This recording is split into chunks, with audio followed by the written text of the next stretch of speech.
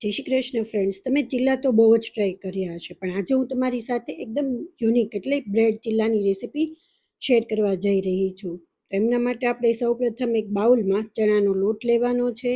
જરૂર પ્રમાણે ચણાનો લોટ લીધા બાદ આપણે એમાં કટિંગ કરેલું કેપ્સિકમ, ટમેટાં, સમારેલી ડુંગળી, લીલા મરચાં એ બધી વસ્તુ એડ કરીને બેઝિક મસાલા જેમ કે હળદર છે, મીઠું અને કલર માટે થોડું લાલ મરચી પાવડર અને ધાણા જીરું, આ બધી વસ્તુ એડ કરીને આપણે એમાં ધાણા એડ કરી દઈશું અને લાસ્ટમાં થોડો રવો પણ એડ કરી દઈશું, જેનાથી એકદમ ક્રન્ચી બને. ત્યારબાદ જરૂર પ્રમાણે પાણી એડ કરતા જઈશું અને થોડી એકદમ નેચરલ ખટાશ માટે આપણે થોડી છાશ અને લીંબુ પણ એડ કરી દઈશું અને બેટરને સારી રીતે આપણે મિક્સ કરીને આ રીતનું ટેક્સચર આવી જાય ત્યાં સુધી બહુ થીક પણ નહીં અને સાવ પતલું પણ નહીં, એવી રીતનું કરવાનું છે. ત્યારબાદ આપણે બ્રેડને એ બેટરમાં ડીપ કરીને આપણે એને તવા પર શેકી લેવાની છે.